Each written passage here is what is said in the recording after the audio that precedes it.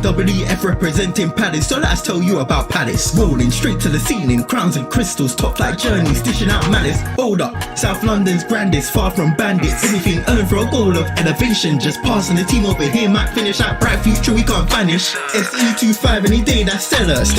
Rev up the engines, no more reverse reactions, fan cams, bands on stream. Share up the team, support the dream team when eagles fly, make noise and scheme. Dare to dream or dream to dare, taking a step to become supreme.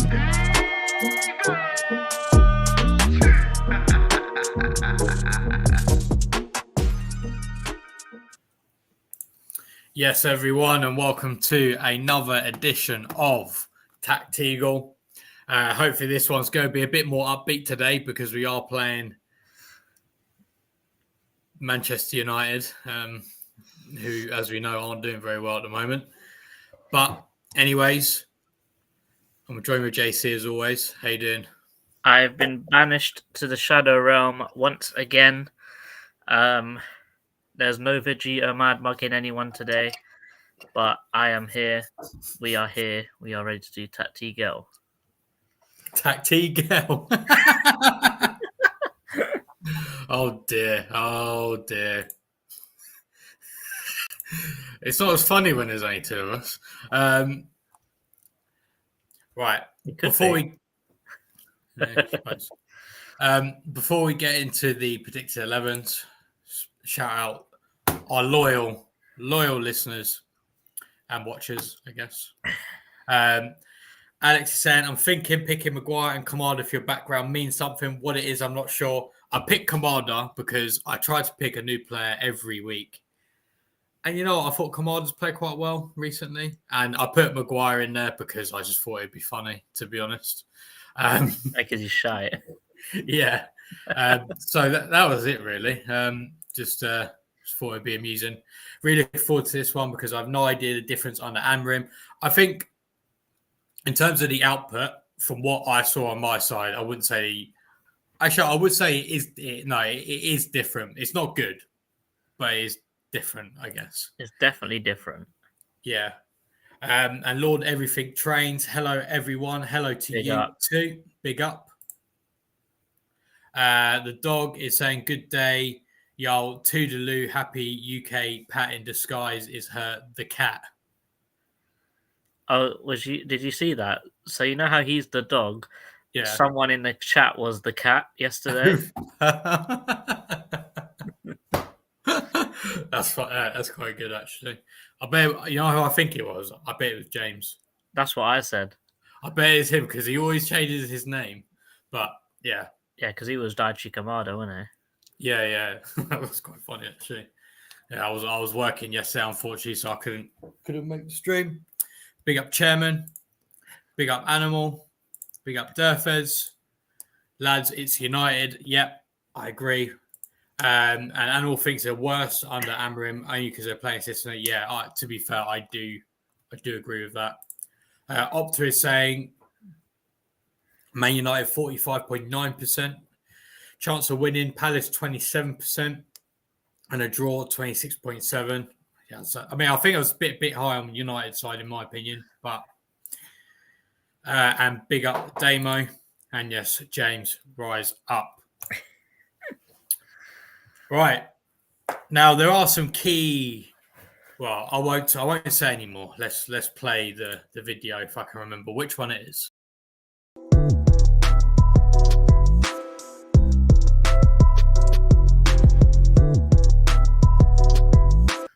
That's the wrong number. That's a defense. It must be.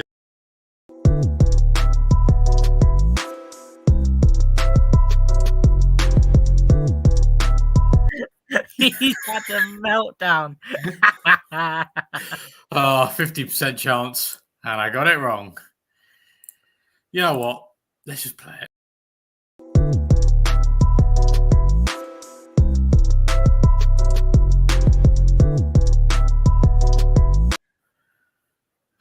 Finally. Couldn't get that one wrong. It'll be funny if you get the next two wrong again now. No, I've remembered now. I have remembered. I've remembered. Okay. So, predicted 11. We got there eventually. What do we do, Dan, before we even talk about the predicted 11? Injuries. We talk about injuries. That's right. Let's go through it. Let's start off with Palace's injuries. Adam Wharton, he started grass training now, which is good. Mateus França is also doing grass training, which is good. However, Czech Decore, knee injury. He's out for a long time, it seems. No return date. Chadi Riyad, ACL. His season's done. Bro played 2 games and his season's done. Talk about getting injured players as Crystal Palace, we love an injured player. We curse, aren't we? Because Riyad didn't get in. Oh, this is so mad because Riyad. I actually had a look at it. Riyad's never been injured since until he's come to us. Never been injured, and I remember on my old channel, I remember I did a video about Czech Decore, and he never got injured, or he might miss 1 game or 2 games through injury. Yeah, Decore at Lens. I think off the top of my head, I think Decore missed 6 games in 4 seasons at Lens. Yeah, exactly. Who else? Who else is very injured? Elise never got injured at Reading. Yeah, Elise never got injured at Reading. Who else? França never got injured at Flamengo before he came to us. Who else? Wharton never got injured at Blackburn. Yeah, Wharton never got injured. And again, he was only really playing for 1 season, though. Yeah. To be no, actually, I'm not going to say it because I know I'll jinx it, so I'm going to leave it at that. Yeah, we're not going to talk about a right back. And actually, no, I will say Jefferson Lerma never got injured at Bournemouth. Now he occasionally gets the injury at us. Mm-hmm. And goalkeepers, but that's another story. But Chadi Riyad ACL, and also Joel Ward has got a calf strain. But guess what, guys? Rob Holding no longer features on the injury list because he played yesterday in the Under-21s Cup and they still conceded 2 goals. Jesus Christ. So he's not with the Under-12s anymore. He's with the Under-21s. You know what? Because I've already moaned about our injuries, I'm going to have a little moan about why is Rob Holding playing? I get that we're paying wages, but surely you'd rather give minutes to a youth player. But anyways, that's just a little moan there. I don't know. But let's go through Manchester United's injuries. So, Luke Shaw, injured. Mason Mount, no return date. Johnny Evans, no return date. But probably the biggest one here is Ugarte. It says knock, but it does say no return date. So a knock could mean he's back next game, but a knock could mean they're still investigating to see what it actually is. It could be a much bigger problem than they really think. So Ugarte, in my predicted 11, I haven't got him there, but I've got him on the bench just in case, because he very well could play in this game. So, let's go through it. Okay. In goal, I've gone with Henderson. We've gone with Mitchell, Gay, Lacroix, Richards, Munoz, with Hughes, Lerma in the middle. Eze, Sarr, Mateta up top. Esse on the bench. But the bench is very, very weak. I think now I have to move Wardy out of there as well, don't I?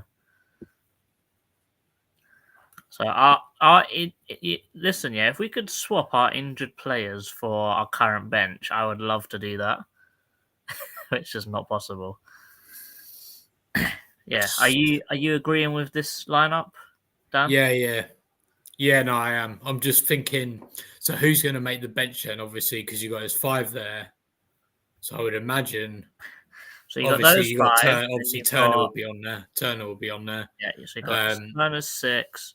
Then you got Kapora, Deveni, 7-8. Okay, yeah. And then you probably got, I don't know, another one of the kids, probably Jamaid or someone like that. Oh no, Rodney probably, because he was on the bench not long ago.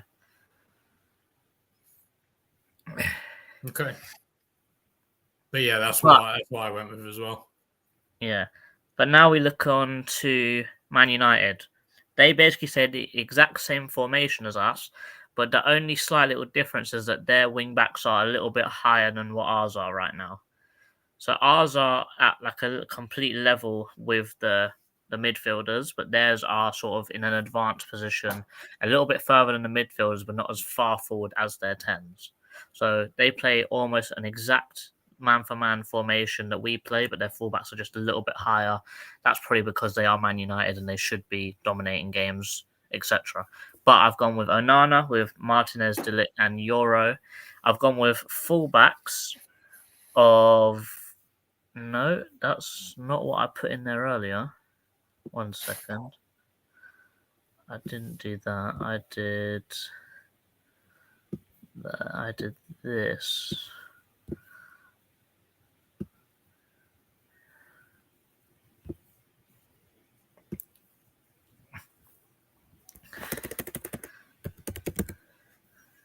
Yeah, I did this instead.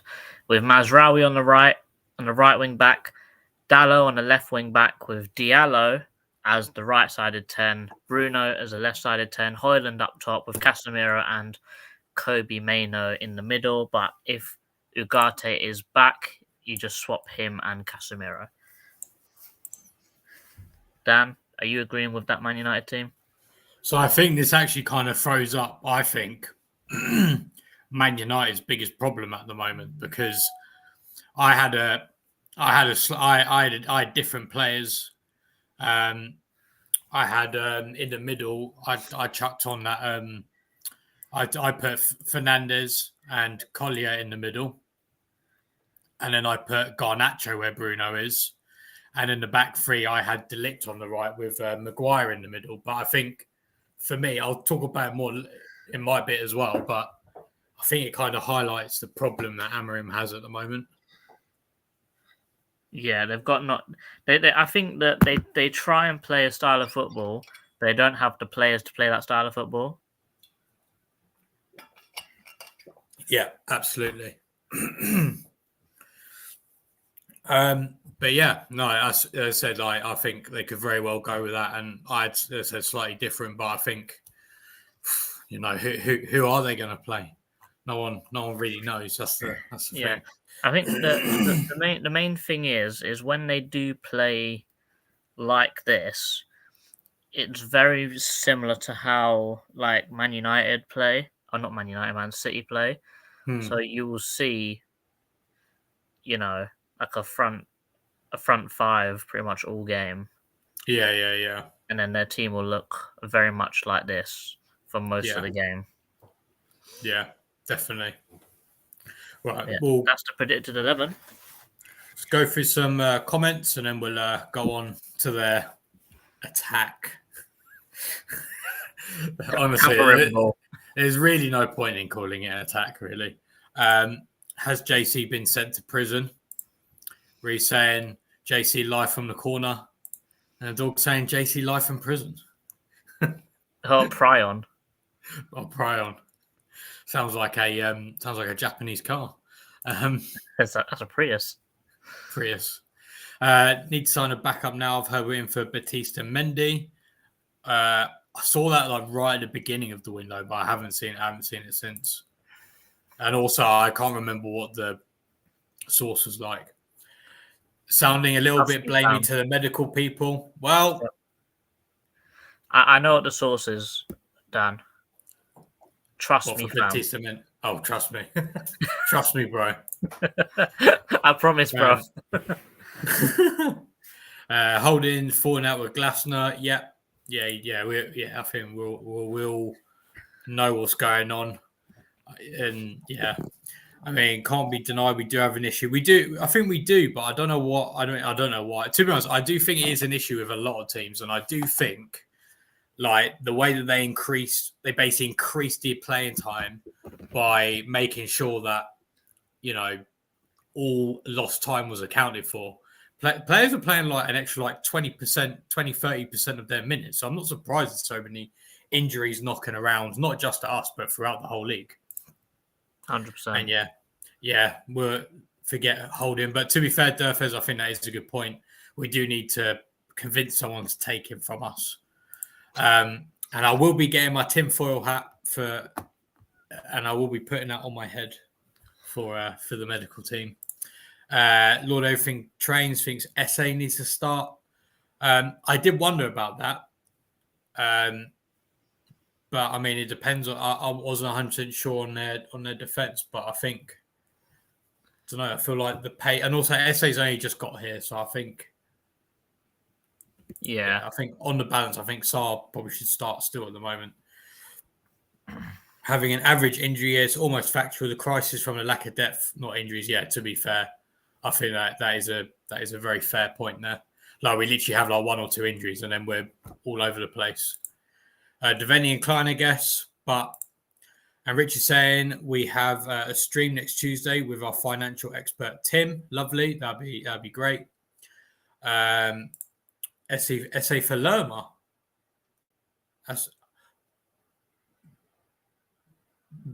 I'm not SA in the middle. I'm not sure. I'm not sure about that one in the middle. I think players don't get enough rest. All teams insist on putting out their strongest 11. Yeah, I think that's an element too. I do think players just playing a lot, and it takes a toll. And then thanks for all the comments, guys. I will just skip through these just so we can crack on with the attack. Big up, Yerrick. I'm not gonna say it.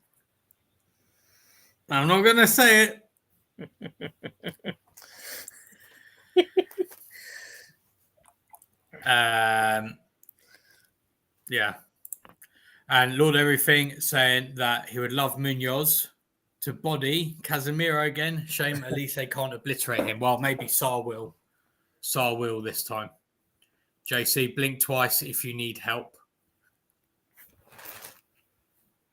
And the cat is back. How are you? The dog not taking it too well, though. Right. Someone just needs to make their name in the hat. The what? Oh, the hat. In the hat. That was such a bad joke. Right. Anyways, let's crack on with Man United's attack.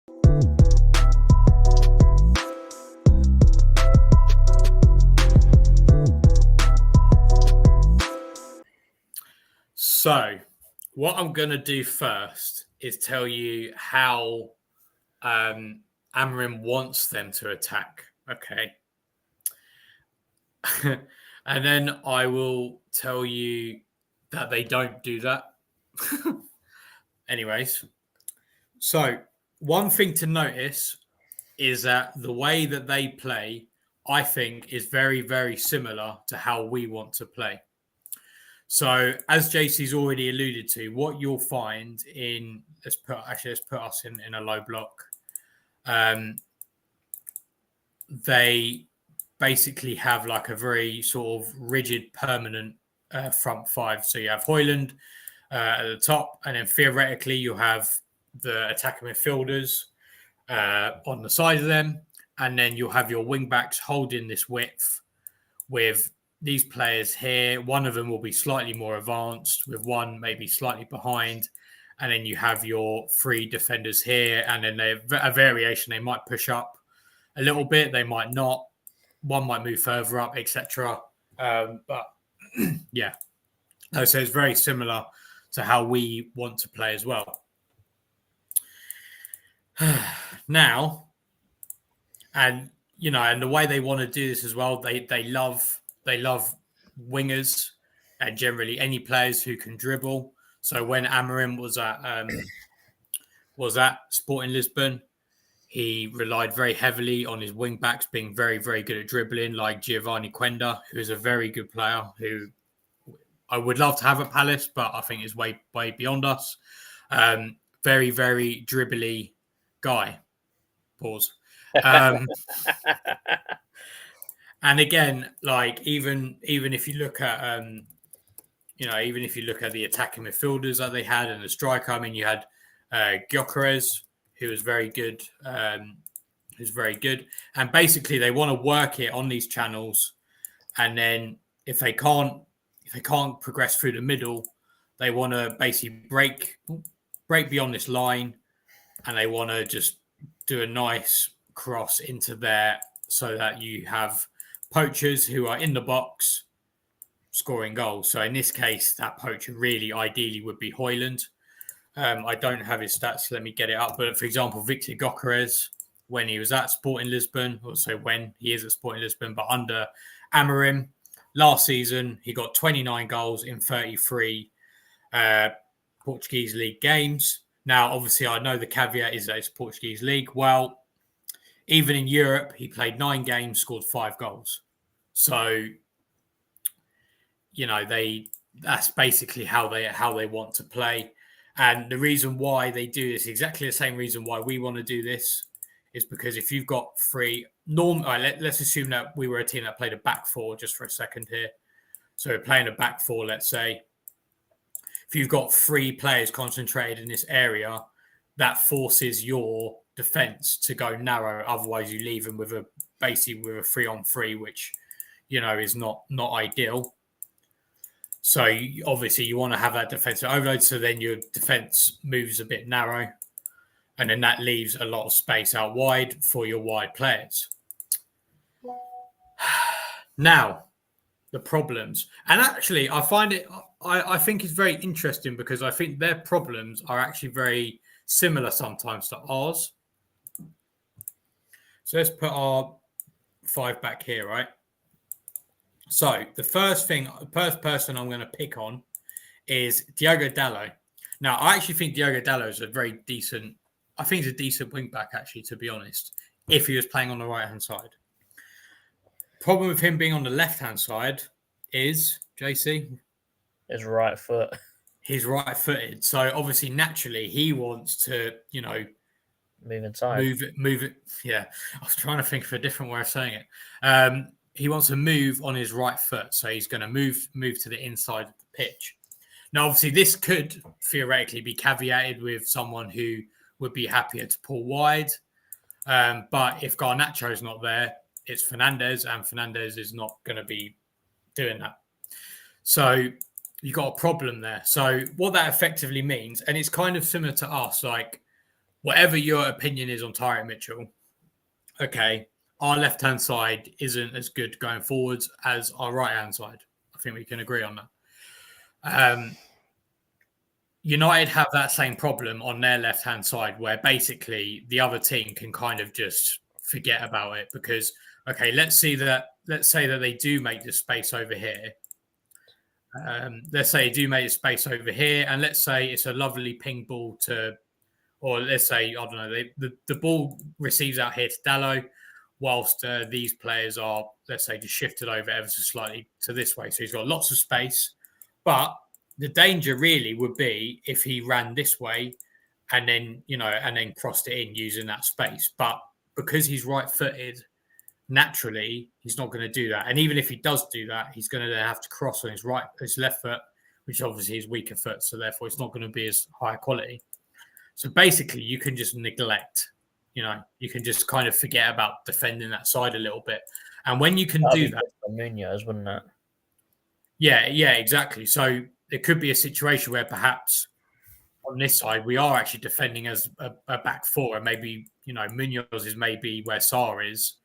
And then so on and so forth, perhaps. I don't know.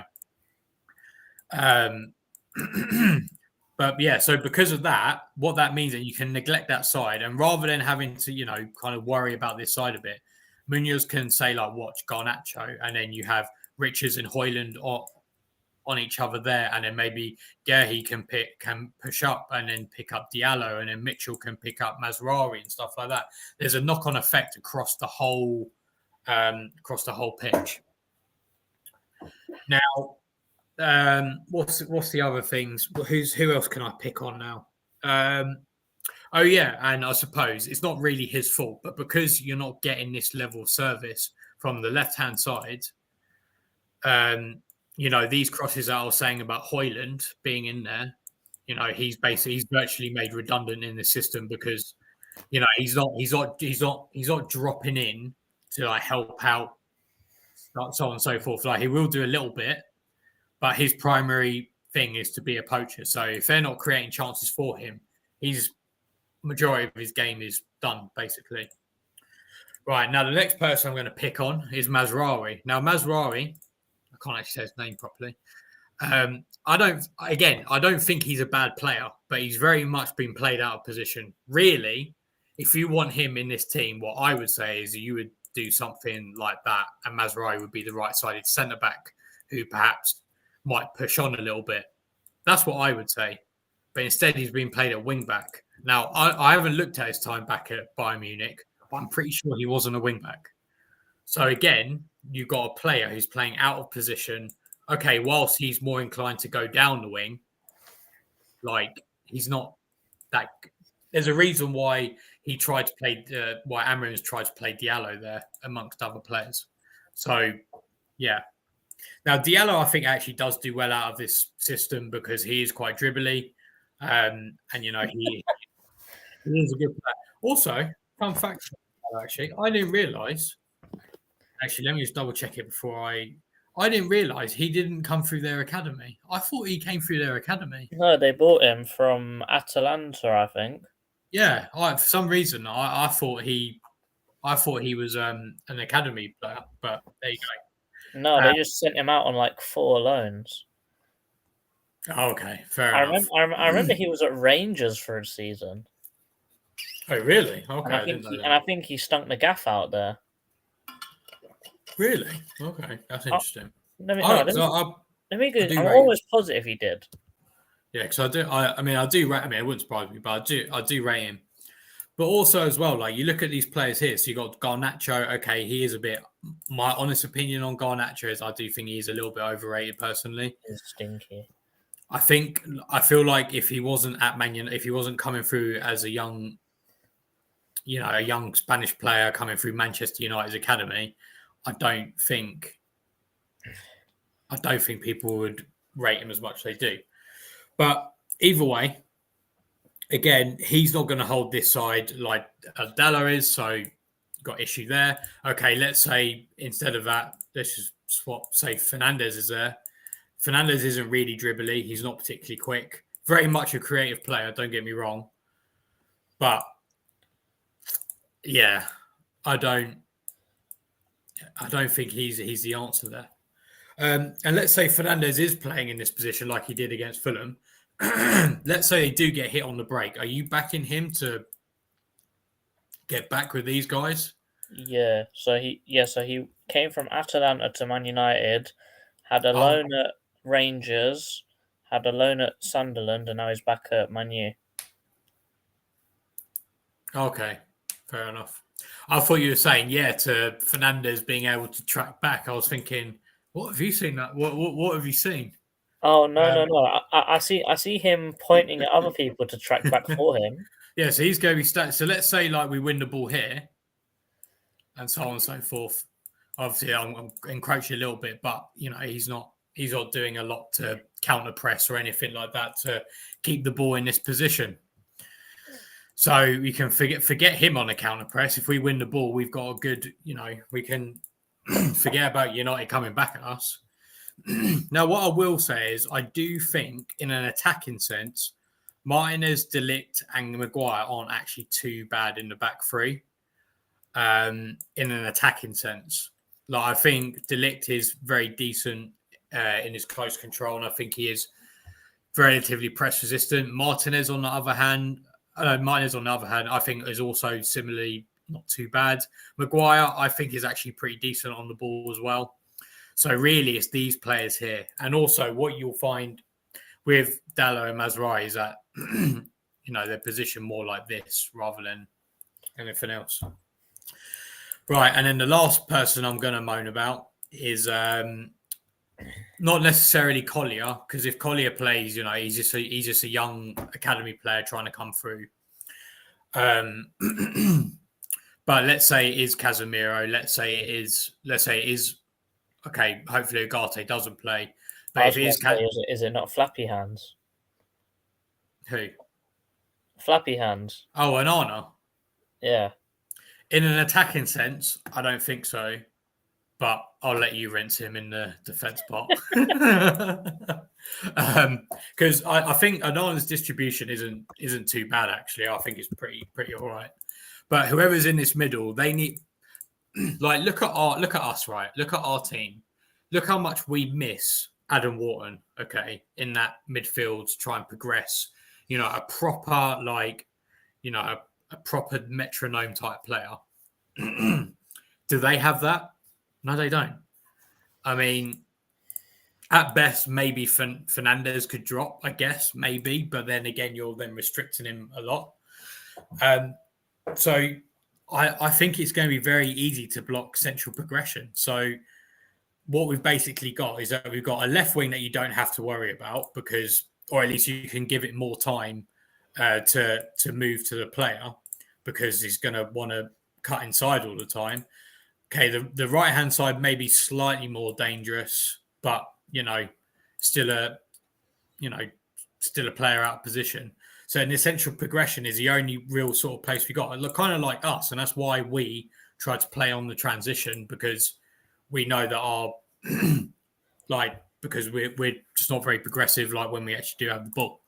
So United have the same problem as well. So they stand here. Okay, let's say they do have the ball here. Let's say Collier's pushed up, and then let's say we've pushed up. So Lerma's there, perhaps, I don't know, and we've gone into maybe like a little bit of a 4-4-2, like we do sometimes.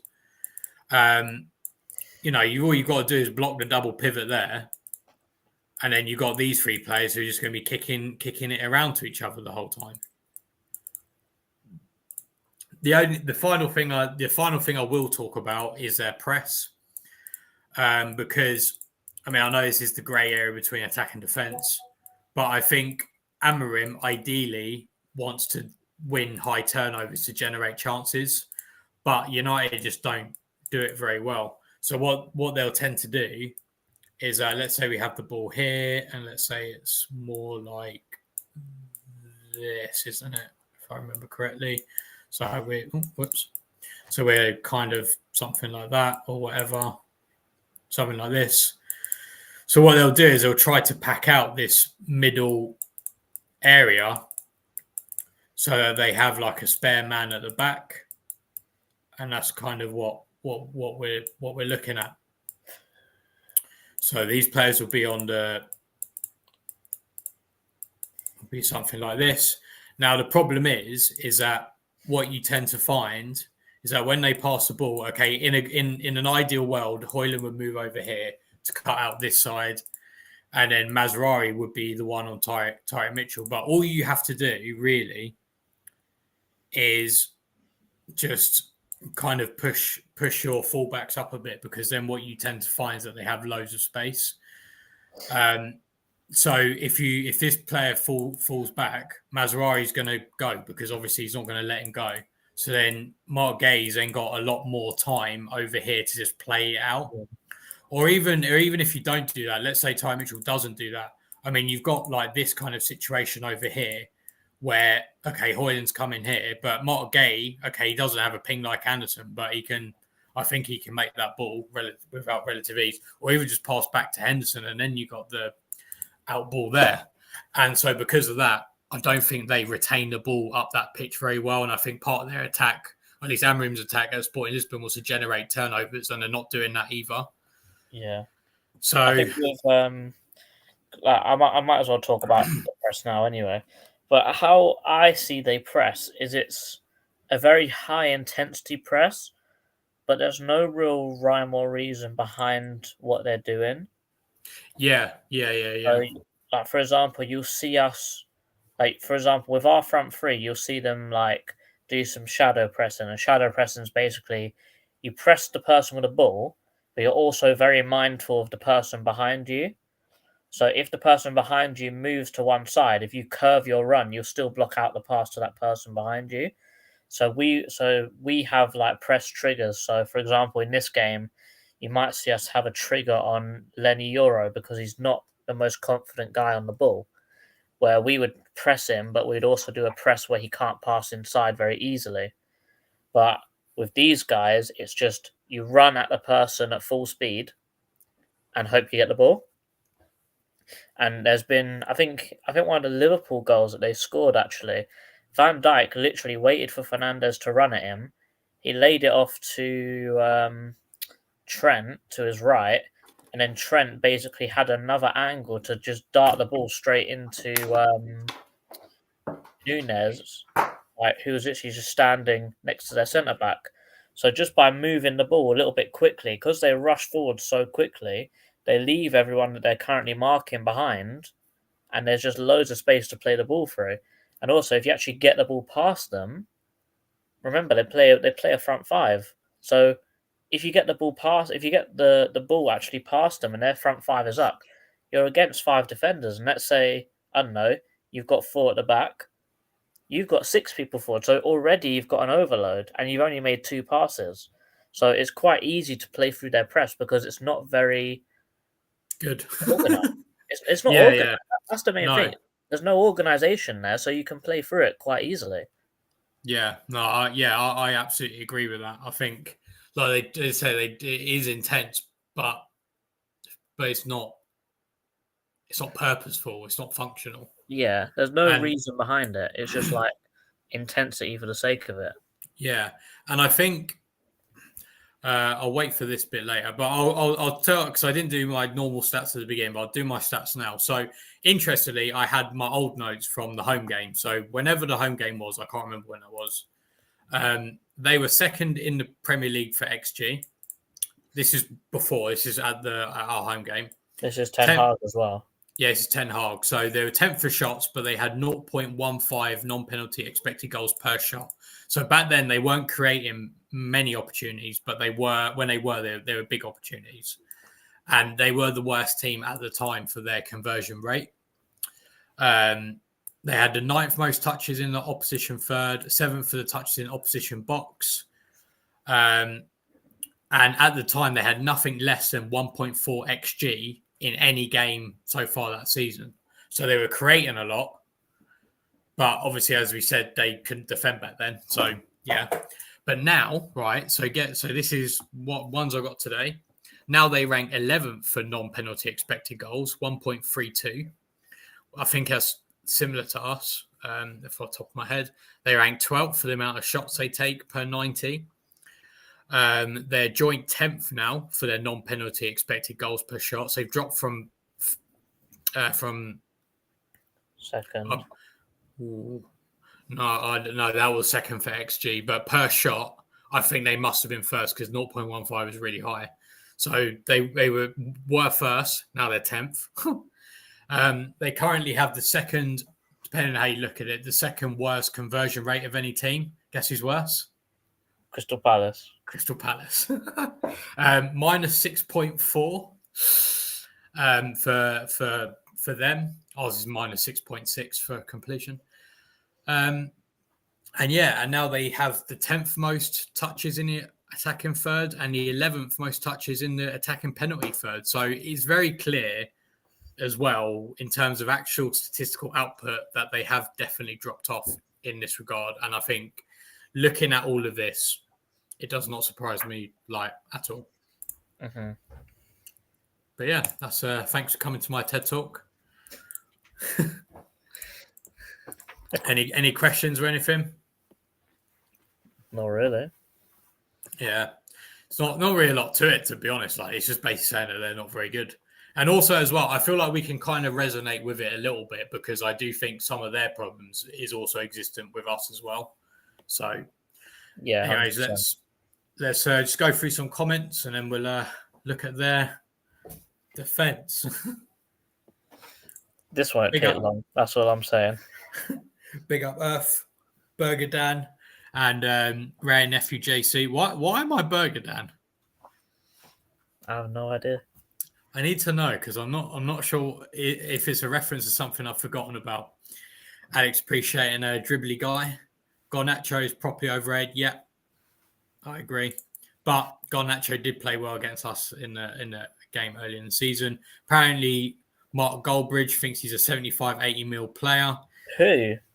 Mark Goldbridge. Oh, Garnacho. I wouldn't pay 30 for him. No, I wouldn't either. Totally agree, Animal, but I don't rate Charlotte at Brentford. He's always boiling out against us. Yep. Yeah, he did. Garnacho's like a mini Eze. I don't think so. Talking what? Garnacho, mini Eze. Yeah, far from it. I say he's more like a rubbish Wilf, if you ask me. Rubbish Wilf. Isn't Goldbridge a Forest fan cosplaying as a Red Devil? Yeah, I've heard that he is a Forest fan. He's probably struggling to come to terms with the decline of his club. I think a lot of it's all for show, really, so he can get views and money. If he was a Forest fan, he'd be loving life right now, no? Well, yeah, but he's committed to the Man United now, isn't he? He's on camera. He's to Mark Diallo. Fumble the bag. Yeah, exactly. Money talks. Just have to Mark Diallo. Yeah, to be fair, I think if you just have him kind of facing his own goal, I think that's going to be. But we're going to get so much time and easiness to be able to do that. So I'm not worried about us being pulled apart in that sense for us to be able to do it. Confident Ty and Mark can deal with Ahmad. So I want to see more link up from Ebbs on the left. Yep, I agree. Oh, okay, yeah, fair enough. Yeah, I do love my burgers at 30 grams. Although you had a pie last time. I did have a pie last time, so I broke the mold. Pie man down. And yeah, Animal agrees with him, Garnacho being a more rubbish Wilf. Maybe he'll end up at Charlotte FC reserves or something. Anyways, without further ado, let's look at United's defence.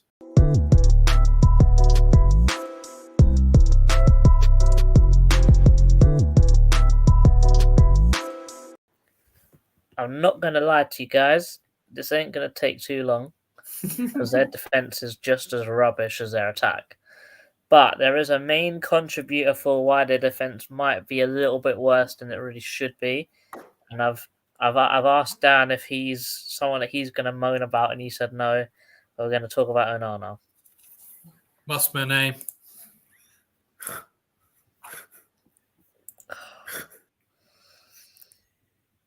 He has to go, blood. He has to go, blood.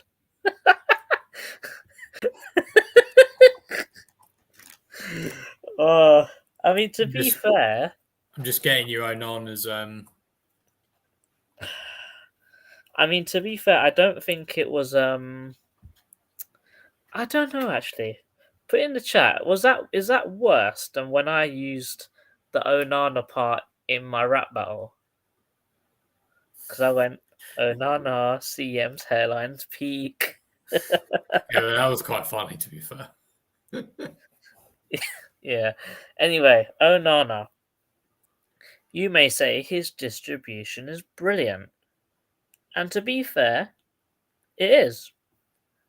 But, Dan, would you believe that he's only in the top 65% for distribution in the league? What, in terms of like long passing? Okay. Only the top 65%. Which, yes, is better than average, but as someone that literally bases his whole game of picking up the ball outside the box, distributing it, making passes, breaking the lines, you'd have thought it would be a lot higher than that.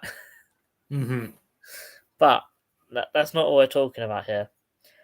Goals against 1.5 per 90. His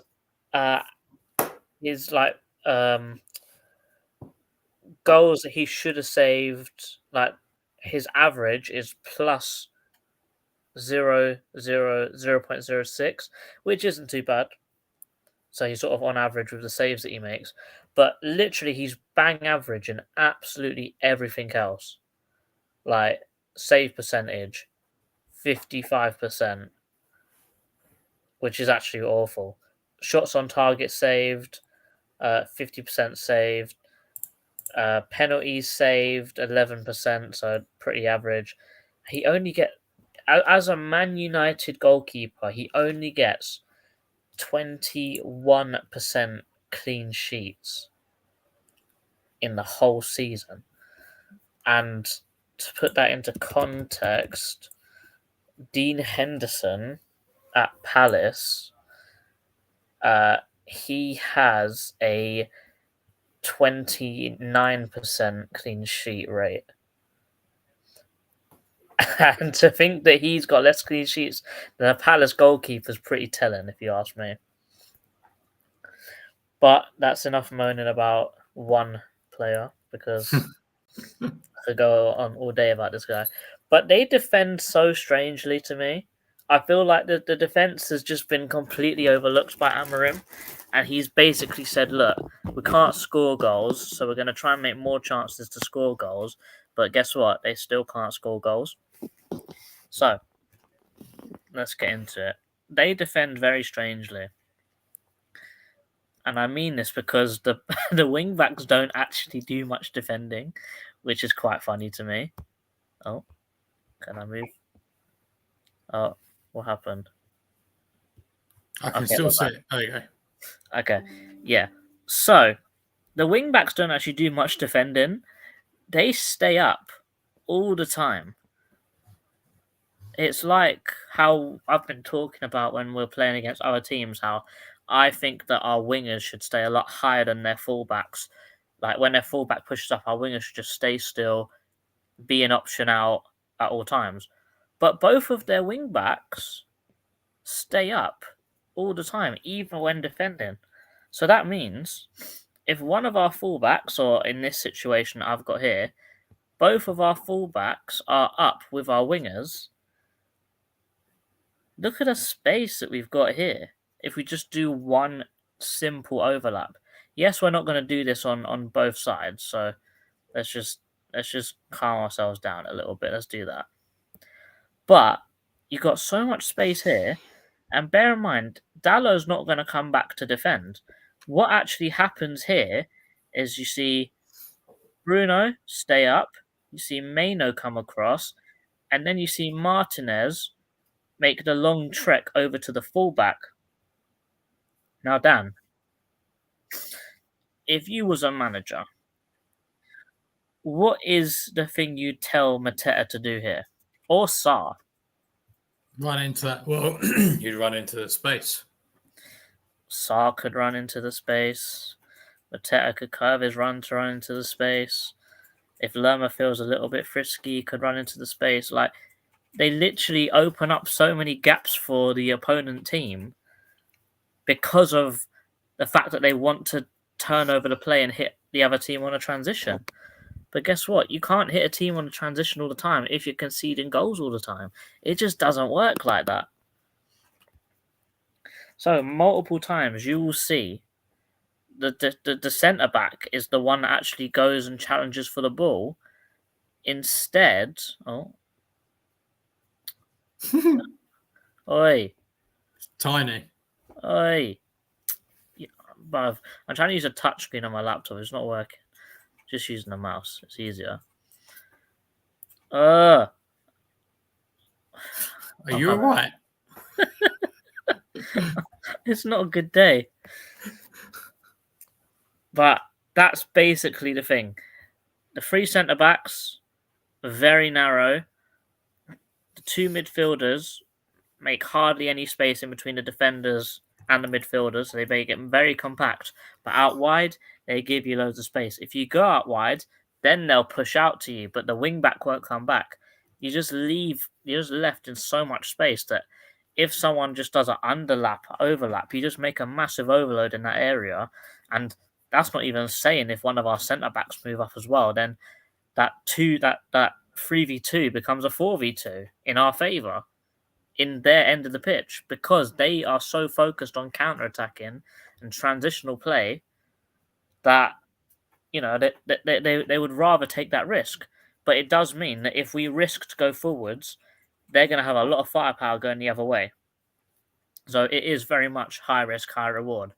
But with the pace that we have, and I would say the lack of pace that they have, I feel like we could get away with that gamble. Because I know Diallo's pretty quick.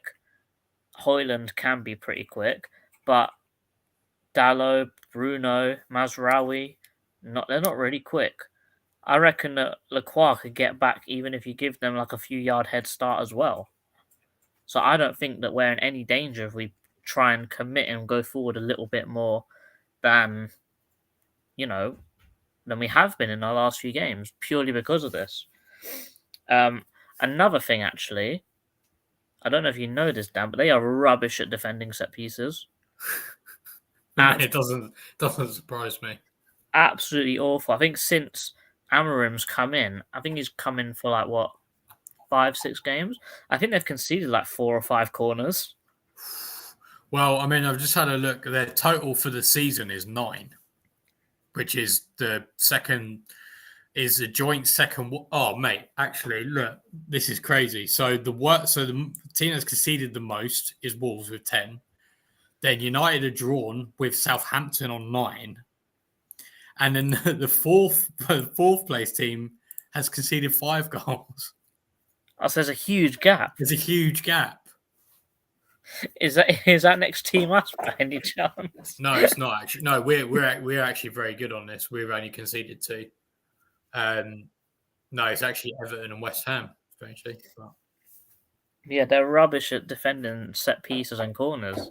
And it sounds weird to say still, but we're actually pretty decent at set pieces because we've got so many centre backs and we've got so many tall guys in the team now. So what you got? Who's over 6 foot? You got Mitchell, you got Mark, Lacroix, Richards, Mateta, Sarr. You got Lerma. Lerma's not 6 foot, but he can jump like he's 6 foot. You got 8 people. Oh yeah, true. You've got 8 people in the box that are going for that. Like, it's pretty incredible. Let me check my notes. So rubbish at set pieces. Narrow back 3. Centre back drifts out to stop the 1v1s. We've already spoken about the press. They're rubbish at defending when running against their own goal. So when they're running towards goal, they have got no idea what to do. They're like Van Dijk, but with no aura. They will back off. And then when you shoot, they keep backing off. So, they don't know when to step out. And they try and defend like how we defend. So you know how if a striker gets the ball to feet, Lacroix or Mark will just run straight through the back of them and get the ball. They do the exact same thing. So that'll be quite interesting to see how Mateta fares with that. Because I'm pretty sure that the last time we played him, Mateta had like all the time in the world when he was doing that against Martinez. He had no clue what to do with him. So if we just do the same thing, I'm sure we'll be in a good spot. Looking to attack them, you just have to look at how people have been attacking us, really, because it's the same formation. So they want to get a transition. If you hit a transition on them, they are just as vulnerable. Corners, very vulnerable. They can't actually defend against people who can dribble really well. So this might actually be a game where maybe if Sarr's pace isn't really doing it, maybe Esse comes on a little bit earlier, so he can actually run at someone, because Martinez, you've seen it with Adama Traore, with Daichi Kamada. If someone starts dribbling at him, he'll do his stupid jump challenge. You'll get a red card sooner or later by doing it. But he's got no idea what to do if you start running at him with some pace. Moving the ball quickly, like I said, the Liverpool game, when they press at you, if you just do 2 passes and make a different angle, you can pass straight through them very easily. I know that Lacroix can do it. I know Mark can do it. I know Munoz can do it. Like, just give the ball to these guys and they can find their way into the middle. And if you've got someone like Will Hughes in there whose passing's been incredible lately, we could pick our way through their team and, start an attack ourselves very easily. And I do think that using Sarr's pace is going to be an important one as well. I know I said that have someone to dribble at them, but I think in this game, I'd like to see Sarr play a lot closer to Mateta instead of playing out wide. Purely because if Mateta can knock the ball down into Sarr's running path, no matter who's defending for them, whether it's Euro, whether it's Delict, whether it's Martinez, whether it's Dallo, whether it's Mazraoui, they ain't catching him. And if you can make some good link-up play there, I think that he's going to be in on goal. And to be fair, I think if you're talking about who's the best finisher in our team right now, you'd have to say 1v1. It's got to be Sarr. Even when it got called offside against Bournemouth. he still put the ball in the net. So I would back him in front goal. But he is a near post merchant. Would you say, because I did think about it, like whilst I was kind of researching, it's like, and I remember watching it because when I watched the United game the other day against Fulham, I did wonder if, because I thought Martinez was getting bullied by Traore. I mean, I know Traore is like massive, but I feel like Mateta could very easily bully Martinez as well. Oh, Mateta bullied Martinez when Mateta was still skinny. Now Mateta's hench. Like Martinez has got no chance. Shaved all his hair off and donated it to his body. Yeah, he shaved his hair off and traded it for muscle. But yeah, I think like that could definitely. I mean, I remember saying to you before on WhatsApp, if we don't get, I know I said 3 points on WhatsApp, but like if we don't get anything out of this game, like that's a poor result. Like I agree. I completely forget. I think we need to forget the fact it's Man United, like the name Man United and Old Trafford and whatever. But they've been really bad. Look, and also let me just show you some more stats. I forgot to say it in my bit, but I'll show you the stats, their XG stats, right? I mean, I'll ask a question to the chat really quickly. When I showed you the predicted 11 on the screen, be honest, man for man, what is the better team? And that's the second thing I'm going to share in a sec as well. Yeah, Actually, let's do that now. Yeah, man for man, out both the teams, what is the better team on paper? And bear in mind, right, this is, we were saying before, this is their team, right? So this is transfer marked for anyone who doesn't know. Ignore the market values for now because that's just kind of plucked out of the air, I think, a little bit on here. You got Andre Onana in goal. Altai, these are the keepers, and Tom Heaton's a third choice. Then their centre backs. So you've got, 6 centre backs for 3 positions: Lenny Euro, Lisandro Martinez, De Ligt, Maguire, Lindelof, and Johnny Evans. Then you've got Luke Shaw, who's eternally injured, and Tyrell Malacia at left back. That would be interesting if Malacia plays instead, but I don't think he's really fancied enough, to be honest. They want to get rid of him. There you go then. So then you got Diogo Dalot and Mazraoui. Then you've got Ugarte in the midfield and Casemiro. So central midfield options are Ugarte is currently injured, Casemiro, Toby Collio is a youth player, Kobe Mainu, who's obviously come through the academy, Ericsson, who's 32 years old and is, I'm pretty sure I can run quicker than him. And then another youth player. And then in attack, so bearing in mind they're playing with 2 attacking midfielders, right? Or 2 forwards. You've got Bruno Fernandes, Mason Mount, who is also eternally injured, Marcus Rashford, who's clearly not fancied in this system. They've publicly said that they want to get rid of him. Then you got Garnacho, Diallo, and then your centre forwards, you got Højlund and Xerxes. And it's like honestly, you look at that, right, and you think the amount of money they've spent to put in these players, that is shocking. Like, that is really bad. Yeah, like, the worst one's got to be the striker, isn't it? Like, Højlund's not worth anywhere near that market value. Oh, no, forget these marks. I think, to be honest, a lot of it is based on, like, how much they bought him for and how long his contract and stuff like that, blah, blah. But, I mean, you look at these players and you think, how on earth are they squeezing that into this system? Like, it's... Yeah. And also, you think about the amount of money some of these players are on as well. Like, I hate to pick on Rashford, but he's on like 300k a week. Mm-hmm. It's wild, isn't it? And then, these are their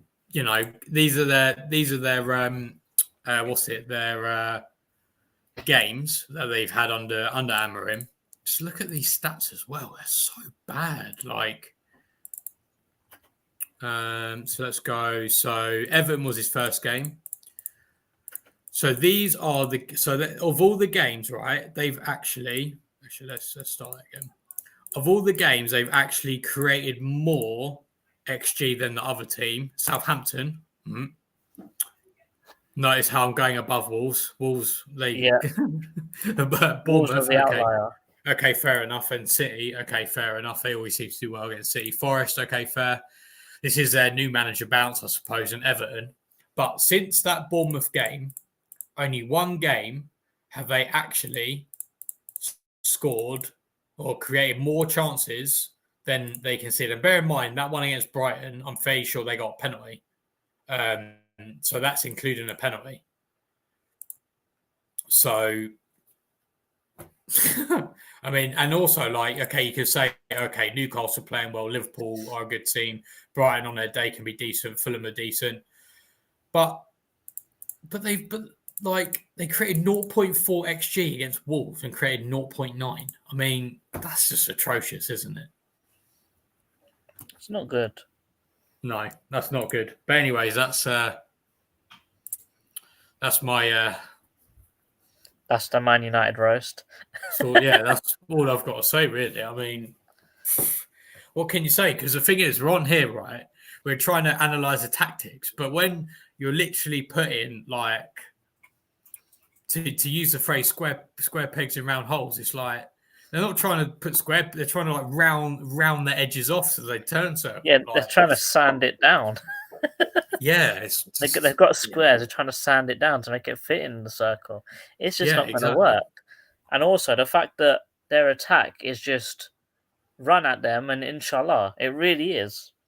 Yeah, no, definitely it's and you don't even really have the players to run an inshallah either. Like you got Diallo, and like, that's kind of it. But you've got what? You've got Garnacho, but he's a bit mid. You got Dallo who can do it really well, and he's thriving now. But no one else can really do it. That's about it. Right, let's go through some comments. Chuck some predictions in the chat, and then who normally goes? I can't remember which one. I always the host normally goes first. I go first. So, okay, I'll read out some comments and I'll have a think. Santi. Animal is saying, I think Onana is one of these players that has done it in the Eredivisie, the Italian league, and has revealed not all that in the Prem. Yeah, I think he has. To be fair, though, what I will say, and actually I meant to say it on the transfer bar bit, but I can't think of a single. Actually, no. Now I know that Diallo is actually not an academy player. Diallo's the only player I can think of in the last 5-6 years who's actually gotten better at United. That wasn't an academy player. Would you say he got better at United or he got better at Sunderland? Who, Diallo? I think he had, to be fair, I will give them their due on this one. I do think he has gotten, I think playing under Amorim's system, I think does help. But yeah, I do think he has got better. But besides that, maybe Fernandez, but then I don't think he was better at United than he necessarily was at Sporting Lisbon. He was really good at United the first 2 years. Because first 2 years there was a genuine conversation between him and De Bruyne. That's true. But besides that, I can't think because Maguire's gotten worse and Arna's gotten worse. Malacia came dropped off a cliff. Yeah, even there's a few players who have like stayed the same. Like Eriksen's obviously a bit older, so he hasn't gotten worse. Yeah, like Wan-Bissaka got worse. Wan-Bissaka got worse. Højlund's gotten worse. That's a good point. I can't think of anyone that got better at Man United. And are you including like youth players like Kobe Mainoo? Or not? No. So I won't include youth players because obviously, like that, Man United's all they know in that respect, and obviously they're going to have to have gotten better to get in the first team.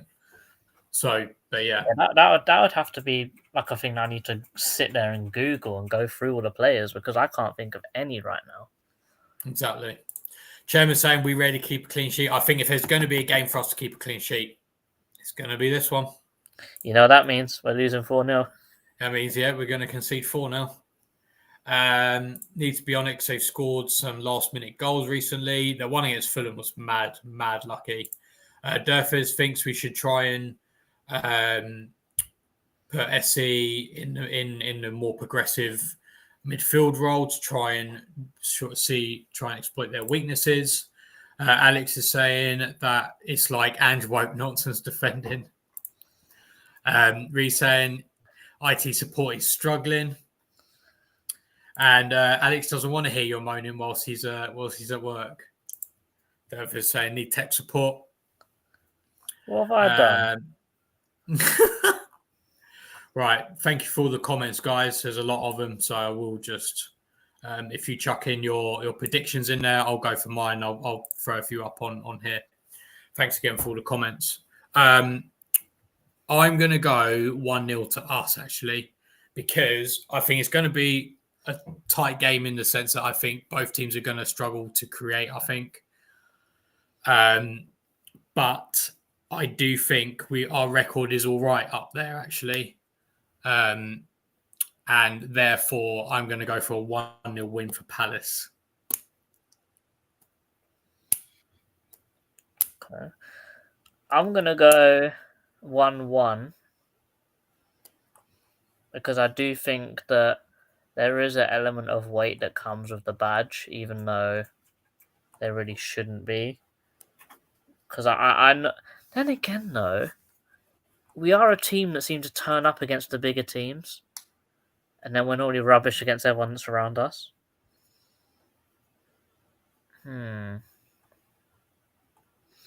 Oh, I'm struggling now. 2-1 Palace. Go on, have it. Fair enough. Yeah. Big up Santi. Rashford's in the shadow realm. Yes, he definitely is. And actually, to be fair, those are good shouts. Actually, Mazraoui's been pretty decent, I think, and Martinez as well. Has he gotten better at United though? He was pretty decent at PSG. He literally just signed. I don't think you can say that, no. Yeah, I think like in terms of progressing, I'm not sure. Collins going 4-2 to Palace. Hoi. Very optimistic, and Durfez is going 1-0 to us like last season, which obviously I was there last season with Rich. That was a lovely goal by Joachim Andersen. Who'd Fulham fans hate now? Have you seen that? Fulham fans hate. Yeah, I have. It's quite funny, really. Oh, I do feel sorry for him, but yeah. And was going 2-0. I'm assuming to us. Yeah. Anyways, guys, thank you all very much for watching as always. Thank you for all the comments. There was loads today.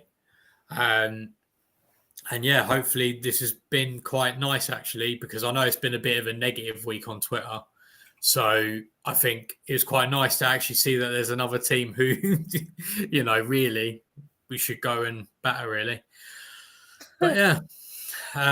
Anyways, thank you all very much. And I hope you all have a good day. JC, is there anything else you want to say? Up the Palace. Up the Palace. Eagles.